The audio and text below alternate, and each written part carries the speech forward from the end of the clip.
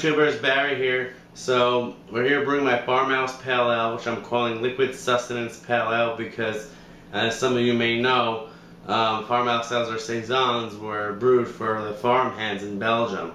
So in essence, it was their liquid sustenance. So because this is going to be about a 5%er, it should be pretty good for that name or that definition to be given to it. So I'm going to go ahead, get the camera set up, and mash it.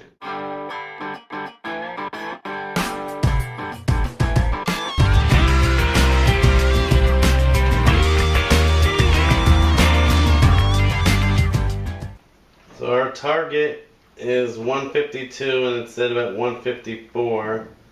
So it's a pretty loose mash, as in all brew in the bags typically are, because because you're putting all your water in at once. And this is a 3-gallon batch, or a 3.25 gallon batch I should say. It's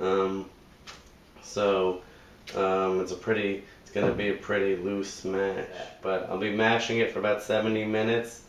And then bring it up to mash out, and then once that's done, of course, as usual, you start to drain it and rinse the grains a little bit with some hot water. So I'll be back. Hey BrewTubers, Barry here, as usual in my living room for the pre-boil gravity update. So what I did was, as usual, I'm gonna brew in the bag, but I did it a little differently. I did about a 75 to 78 minute mash, so instead of 60 or 70, I did an extra 5 to 8 minutes. And then instead of just bringing it up to 168 or 170 and then taking it out and draining it, what I did was, to get the temperature up faster, I took the bag off the edges of the pot and just tied it to the side. And then once it got to about 170, the temperature of the wort, I put it back on the edges of the pot, stirred it around, took the temp, made sure it was about 169, I think, and then I left it there for 10 minutes. So it was nice stirred up after the long mash, and it stood there for basically a batch sparge instead of me pouring water over it afterwards. I just wanted everything to do in the pot because I didn't want to, have too much extra water in there for the boil, because I didn't calculate for adding more hot water to rinse the grains to begin with. So for pre-boil gravity, my target, according to Beersmith, because I set my overall efficiency to 72 because I double milled the grains instead of 70, because you usually get less efficiency with brewing the bag. It was 1041, but as you'll see, I got about 1036. So as you see here, I got about 1035, 1036, which according to Beersmith is still about 79 to 80% mash efficiency. So what I'm probably going to do, instead of doing a 60-minute boil, I'll do like a 70 or 75-minute boil. And if it ends up getting too high in gravity, I'll water it down. But I don't want to have to add any DME to this. Just to, it's supposed to be a lower ABV beer anyway. And if, because I mashed at 152, and, which is, still between 148 and 52 is still that drier range. And with the Saison yeast I'm using that I use with my other Saison, it should chew through it pretty well to get it down pretty low to keep it at about 5 to 6% ABV. So I'm not too worried about that. So again, instead of adding DME, I'm going to boil for an extra 10 minutes and see what happens at the end of the boil. So I'm going to go weigh out my hops, and when it comes time to add some hops, this Farmhouse Pale Ale, I'll be right there to show you. Cheers.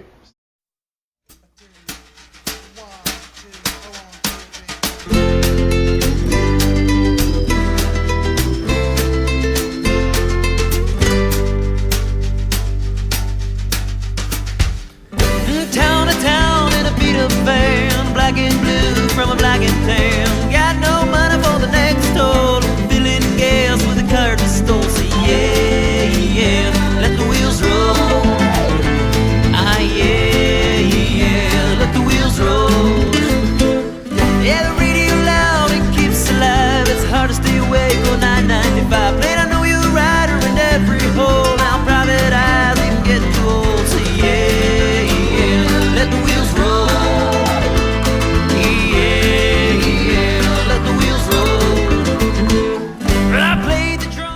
Hey Brew Tubers, so almost done cooling down my liquid Sustenance Farmhouse Pale Ale.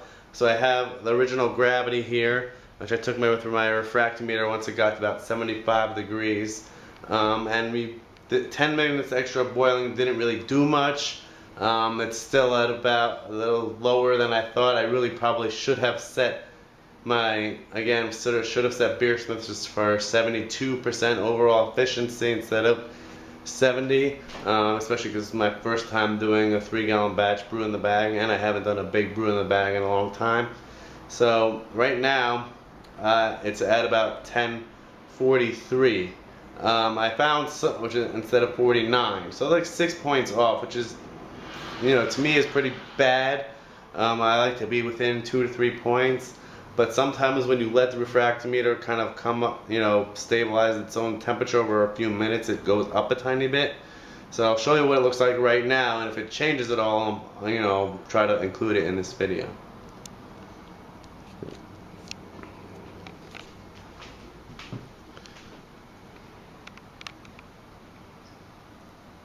So as you see here, it's about 1043. And I was supposed to be 49, but you know what, you know, if I got anywhere in the ballpark, you know, my first time doing this 3-gallon all in bag thing, I'm glad I did it, you know, with this low ABV of a beer and a yeast that, you know, needs to be used up anyway. So I'm gonna go ahead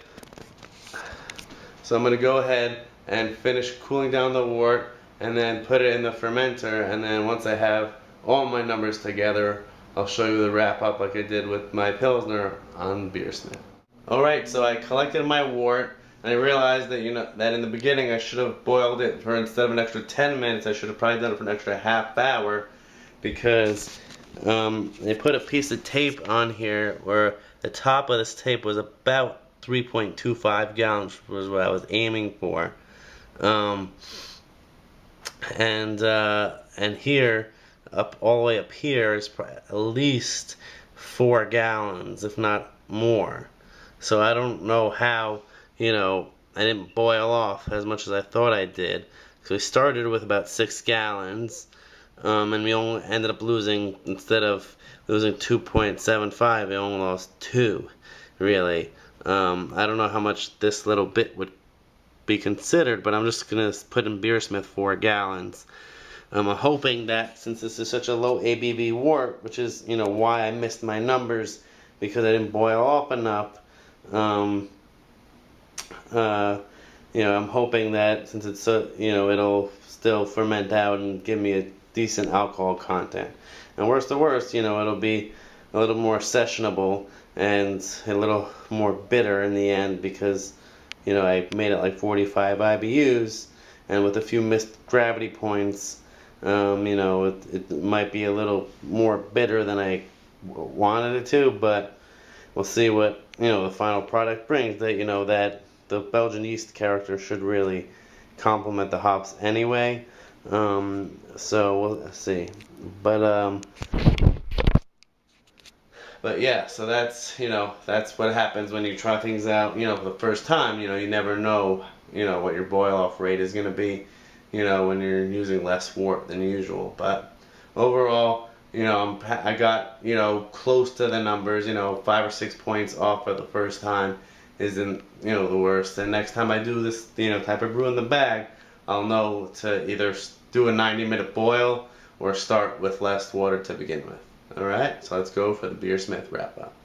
Alright guys, so for the Beersmith wrap up, we're going to do everything from the fermentation tab for my recipe on Beersmith. So it said that my pre-boil volume should have been 5 gallons. I put like 5 1/4 because it was definitely more if it didn't boil off that much.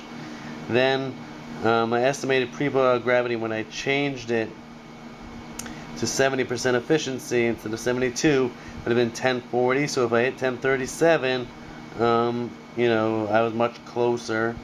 Then moving on down, instead of 3.25, I put 4, and my measured pre-boil my measured OG, instead of 1047, was 1044. So only 3 off if I reset it down to that, to that much efficiency, which is pretty good. And then we have, if I put in 70% efficiency, then I got 80. So total measured efficiency, because I collected 4 gallons instead of 3.25. So we'll see how this all translates. Estimated ABV is going to be 5, so we'll see just how much, the Saison yeast does for this beer, whether it dries it out all the way down to 1.000 like I did with my 7 Blessings Rye Saison, or it gets down to, to closer to like 10, 12. So I'm gonna go ahead and get the beer, close in front of my fermentation chamber, and then we'll go from there.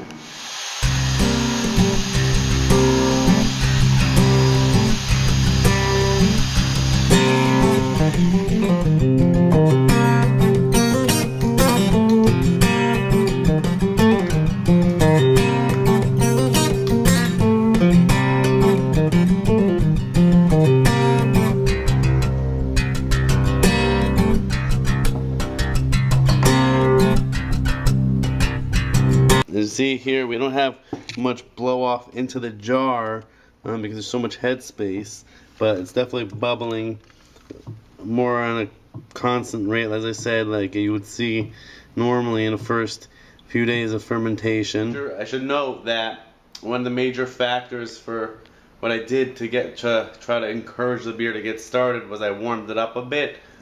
I usually keep it, between 68 and 70 for my Belgian beers. Or beers using Belgian yeast. I usually keep it between 68 and 70 for the first few days, just so in case it doesn't go overboard and can make a huge mess, and then I slowly ramp it up as necessary.